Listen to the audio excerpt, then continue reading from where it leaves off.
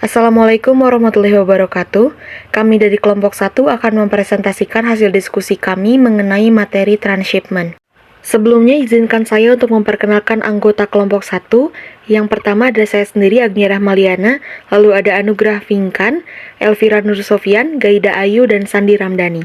Selanjutnya saya serahkan kepada rekan saya Sandi Ramdhani untuk memaparkan materi pertama. Baik, di sini saya Sandi Ramdhani ingin menjelaskan tentang transshipment. Masalah transshipment adalah perluasan dari masalah transportasi. Dalam masalah transportasi, barang dikirimkan langsung dari sumber ke tujuan untuk meminimumkan total biaya pengiriman. Dalam transshipment, pengiriman tidak harus dilakukan secara langsung, tetapi boleh dilewatkan ke satu atau beberapa tempat perantara.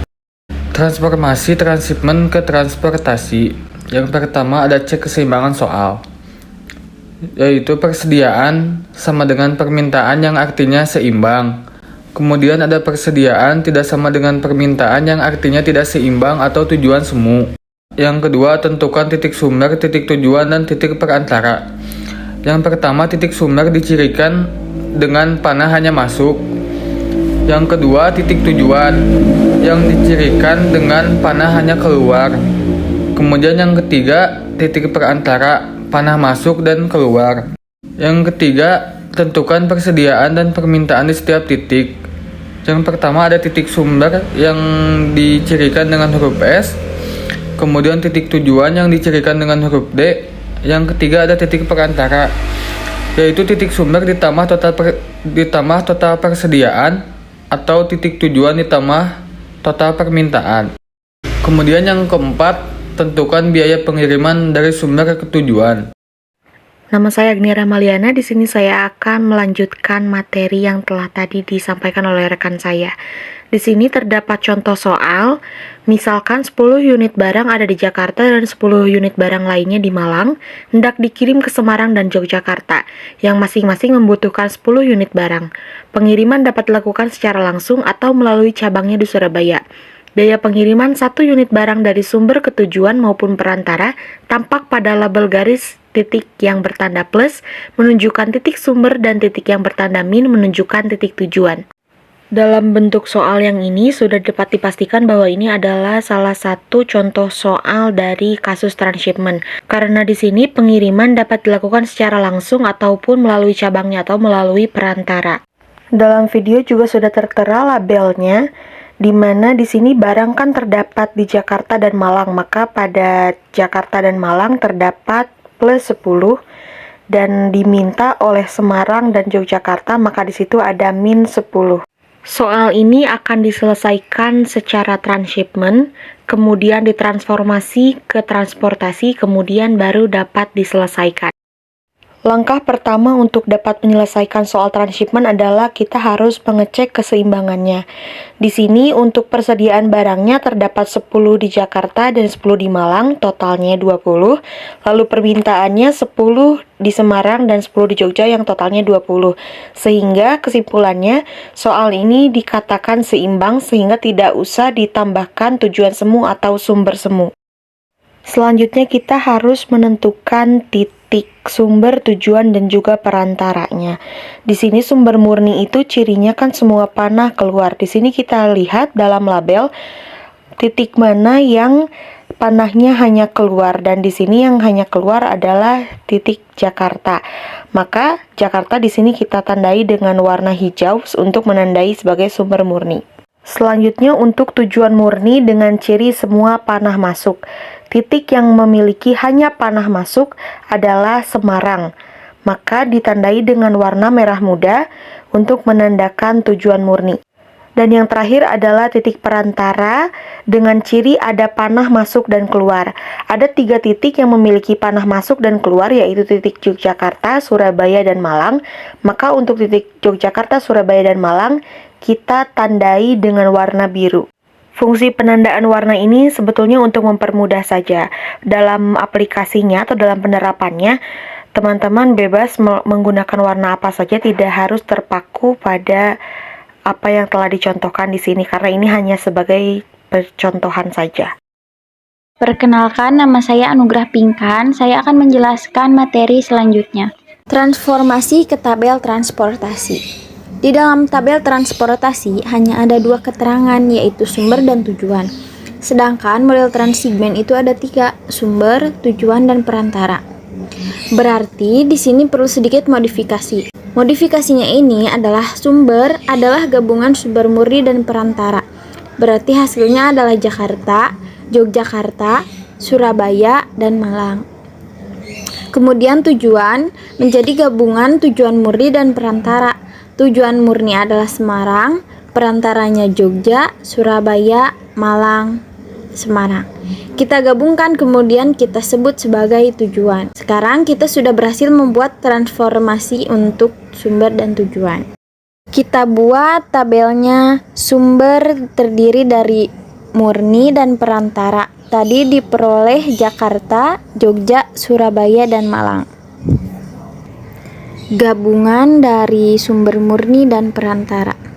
Kemudian tujuan terdiri dari tujuan murni dan perantara, hasilnya adalah Jogja, Surabaya, Malang, dan Semarang. Gabungan dari tujuan murni dan perantara. Kemudian kita membuat di sini persediaan murni dan perantara. Persediaan murni ini artinya adalah titik tersebut benar-benar memiliki persediaan barang. Cirinya, kalau di dalam label itu adalah yang ada plus atau yang ada persediaan unit barangnya ada di dua titik, yaitu Jakarta dan Malang. Berarti diberi sesuai dengan unit barang yang ada di titik tersebut. Jakarta 10, Malang juga 10. Karena Yogyakarta dan Surabaya sebenarnya tidak ada unit barangnya, karena hanya berlaku sebagai perantara, berarti diisi 0. Di sini persediaan murninya 0. Kemudian persediaan sumber perantara. Jakarta ini bukan perantara, berarti persediaannya 0 karena tidak dapat kiriman dari titik lain. Jogja perantara, berarti di sini persediaannya adalah 20. Berarti di sini ditambahkan 20. Kemudian Surabaya juga perantara, berarti persediaan sebagai perantaranya adalah 20. Total persediaannya. Kemudian Malang juga sama, di sini diisi 20. 0, 20, 20, 20. Karena ketiga titik ini berfungsi sebagai perantara. Total barang yang dapat diterimanya adalah total persediaannya, yaitu 20. Selanjutnya dijumlahkan totalnya 10, 20, 20, 30. Persediaan total inilah yang akan kita gunakan di tabel transportasi. Berikutnya permintaan. Permintaan juga sama seperti permintaan tujuan murni, artinya adalah titik yang benar-benar meminta unit barang atau bila dilihat dari tabel garis yang negatif. Berarti Jogja dan Semarang, Jogja 10, Semarang 10. Sedangkan titik yang lainnya 0. Kemudian permintaan perantara berarti permintaan sebagai fungsi perantara. Jogja merupakan perantara, berarti total dari permintaannya 20. Berarti dimasukkan di sini 20. Surabaya berfungsi sebagai perantara, berarti diisi 20. Malang juga perantara, berarti diisi 20. Semarang bukan perantara, maka di sini diisi 0. Akhirnya kita jumlahkan permintaan total 30, 20, 20, dan 10. Permintaan total inilah yang kita gunakan di dalam tabel transportasi. Ini merupakan langkah yang ketiga. Sekarang kita lanjutkan ke langkah yang terakhir dari transformasi, yaitu menentukan biaya. Menentukan biaya, ada 3 cara untuk menentukan biaya. Yang pertama, label garis. Jika ada garis secara langsung, kita tulis biayanya dengan label di garis tersebut. Contoh, garis secara langsung itu adalah dari 1 ke 2 atau Jakarta ke Yogyakarta. Ada garis secara langsung, kemudian labelnya juga ada yaitu 2. Kalau garis tidak langsung itu contohnya dari Jakarta ke Malang ini tidak ada garis langsung karena harus ke titik lain dahulu. Cara yang kedua, 0 jika mengirim ke dirinya sendiri. Kemudian yang ketiga, M jika tidak ada garis secara langsung. M di sini menandakan bilangan positif yang sangat besar. Sekarang kita tentukan biaya pengirimannya.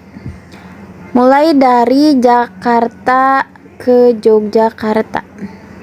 Kita lihat dari label garisnya, Jakarta ke Jogja ada tanda-tandanya juga dan sesuai, ada garis secara langsung yang kita tuliskan pada label garisnya adalah 2, diletakkan di kiri atas. Kemudian Surabaya, Jakarta Surabaya ada garis secara langsung, maka di sini adalah 4. Kemudian Jakarta Malang tidak ada garis secara langsung, berarti ini M. Kemudian Jakarta Semarang ada label garis secara langsung, labelnya adalah 3, diisi 3. Kemudian di sini yang lainnya mengikuti. Contoh di sini Jogja ke Jogja, artinya mengirim ke dirinya sendiri berarti 0. Kemudian Jogja ke Surabaya tidak ada garis secara langsung, berarti diisi dengan M. Dan seterusnya. Berarti kita sudah selesai menentukan biaya setiap titiknya. Sekarang lanjutkan karena sudah terbentuk tabel transportasi, maka kita gunakan algoritma transportasi, pilihannya menggunakan metode barat laut atau metode Vogel. Jadi ini sudah berhasil transformasinya ya. Penjelasan selanjutnya akan dipaparkan oleh rekan saya, Gaida Ayu. Nah, misalkan di sini kita itu menggunakan metode Vogel. Ini merupakan tabel transportasi yang telah berhasil kita ubah dari transhipment ke transportasi. Baik, kita mulai coba selisihkan untuk baris yang pertama. 2 angka yang terkecil di sini adalah 2 dan 3, maka selisihnya 1. Kemudian baris yang kedua, 0 dengan 5, selisihnya 5. Kemudian baris ketiga, 0 dengan 1, selisihnya itu 1. Baris keempat itu 0 dengan 2, maka selisihnya 2. Berikutnya, kolom ini, kolom 1, yaitu 0 dengan 1, selisihnya 1. Kolom 2 itu 0 dengan 2, maka selisihnya 2. Kemudian kolom 3, 0 dengan 5, selisihnya 5. Kolom berikutnya 3 dengan 3, selisihnya 0. Nah, kebetulan untuk nilai terbesar di sini itu selisih baris 5 dan diselisih kolom juga 5. Kemudian kita tinggal pilih aja mana yang mau dipilih, karena kedua 5 ini memiliki biaya sel yang paling kecil, itu sama, yaitu 0. Kita pilih saja 5 yang diselisih kolom saja. Maka kita di atas permintaannya 20, persediaannya 30, maka pilih yang kecil yaitu 20, itu permintaannya. Kemudian lihat kolom dan baris yang sudah tidak dapat diisi, yaitu kolom yang ketiga dihapus atau tidak dapat diisi. Kemudian selisihkan kembali, baris 1 itu 2 dengan 3, maka selisihnya 1. Baris 2 itu 0 dengan M, maka selisihnya M. Kemudian baris 3, 0 dengan 1, maka selisihnya 1. Baris selanjutnya 2 dengan 6, maka selisihnya 4. Dan untuk selisih kolom 1 itu 0 dengan 1, selisihnya 1. Kolom 2 itu 0 dengan 2, maka selisihnya 2. Dan kolom 3 itu sudah dihapus atau sudah tidak dapat diisi lagi ya. Dan kolom 4 itu 3 dengan 3, selisihnya 0. Kemudian lihat yang paling besar antara selisih kolom dan juga baris. Di sini dapat dilihat nilai yang paling besar itu M, karena M ini merupakan bilangan positif yang sangat besar. Kemudian pilih sel dengan biaya yang paling kecil di baris 2. Nah, di sini yang paling kecil adalah 0. Permintaannya 20, persediaannya 30, maka diisi dengan 20. Nah, lihat, jadi kolom atau baris yang sudah tidak dapat diisi lagi, karena di sini persediaannya sudah habis, maka yang dihapus adalah baris. Lakukan kembali, kita selisihkan baris 1 itu 2 dengan 3, selisihnya 1. Baris 2 itu sudah tidak dapat diisi atau sudah dihapus. Baris 3 itu 0 dengan 1, selisihnya 1. Baris berikutnya itu 2 dengan 6, maka selisihnya 4. Kemudian bawahnya selisih kolom.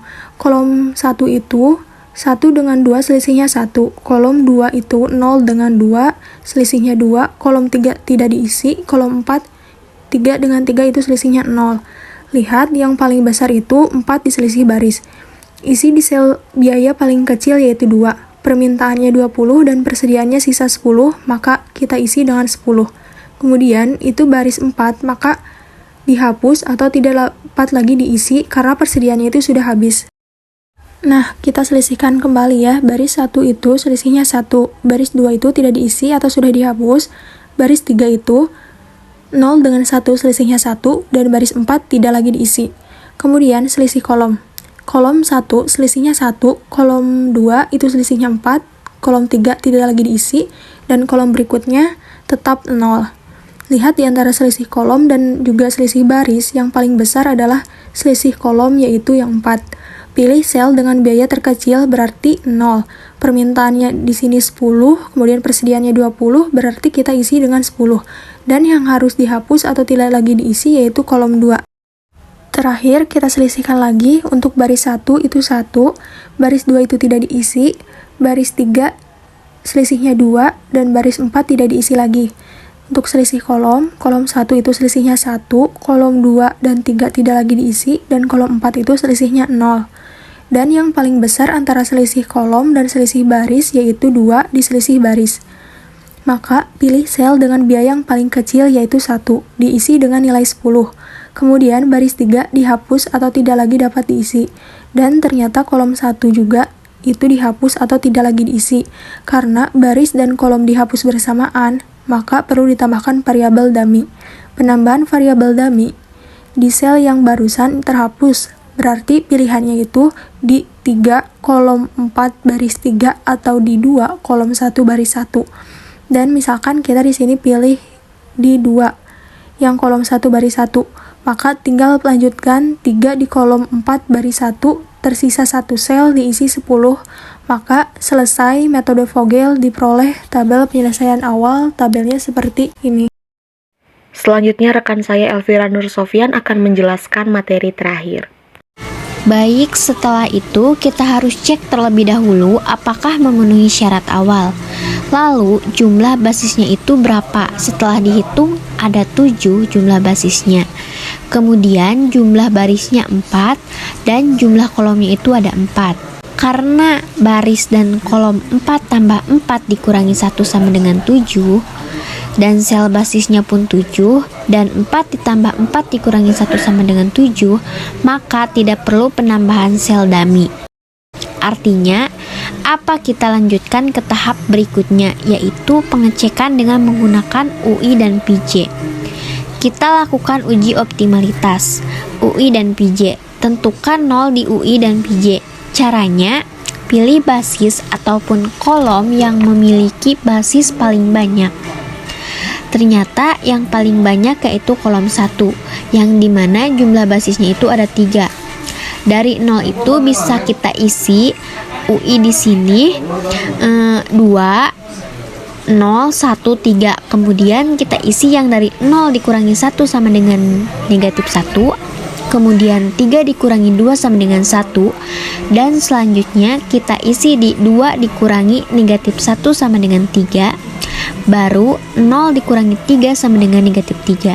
Lalu sudah lengkap UI dan PJ-nya, tinggal kita hitung CIJ dikurangi UI dikurangi PJ. Di sini CIJ-nya 4, UI-nya negatif 2 dikurangi PJ negatif 1 sama dengan positif 3.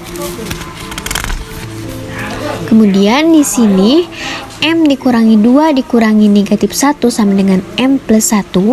Kemudian M dikurangi 0 dikurangi negatif 1 sama dengan M plus 1. Kemudian 5 dikurangi 0 dikurangi negatif 3 sama dengan 8. Dan M dikurangi 0 dikurangi 1 sama dengan M negatif 1. M dikurangi 1 dikurangi negatif 3 sama dengan M plus 2. Lalu 3 dikurangi 1 dikurangi 1 sama dengan 1. M dikurangi 3 dikurangi 0 sama dengan M dikurangi 3. Dan 6 dikurangi 3 dikurangi 1 sama dengan positif 2. Kita lihat hasilnya. CIJ dikurangi UI dikurangi PJ, semuanya itu hasilnya positif, yang dimana M plus 1 kalau M nya 100 berarti 101, 99, 102, 97. Semuanya positif, dapat kita simpulkan tabelnya optimal. Sehingga bisa kita langsung hitung biaya pengirimannya. Nah, tabel yang seperti tadi kita hapus dulu. Yang mengirim dirinya sendiri yaitu Yogyakarta ke Yogyakarta, ini dihapus karena mengirim ke dirinya sendiri. Kemudian Surabaya ke Surabaya dihapus dan Malang ke Malang pun juga dihapus karena sama-sama mengirim ke dirinya sendiri. Kemudian yang unit barangnya 0 berarti yang dari Jakarta sampai dengan Yogyakarta itu 0 karena dummy dihapus, berarti sisa Jakarta dikurangi Semarang menghasilkan 10 unit. Kemudian Malang mengirimkan ke Surabaya menghasilkan 10 unit. Kemudian Surabaya dilanjutkan mengirim ke Yogyakarta 10 unit. Alurnya seperti yang ada di gambar ini. Nah, lalu Malang ke Surabaya 10 unit, kemudian dilanjutkan Surabaya ke Yogyakarta 10 unit. Artinya semua permintaan itu terpenuhi. Tinggal kita hitung dikalikan saja. 10 dikali 3, kemudian 10 dikali 2, kemudian 10 dikali 1, yang dimana diperoleh itu 60. Baik, ini adalah proses penyelesaian masalah transshipment dengan menggunakan metode Vogel. Jadi sudah jelas dari awal itu kita hanya menambah satu tahapan, yaitu transshipment mengubah ke transportasi. Ketika transportasi sudah menjadi model transportasi, maka lakukan dengan algoritma. Transportasi menggunakan metode barat laut, boleh menggunakan metode Vogel. Sekian pemaparan materi transshipment dari kelompok kami. Mohon maaf untuk segala kesalahan dan juga kekurangannya. Kami ucapkan terima kasih. Wassalamualaikum warahmatullahi wabarakatuh.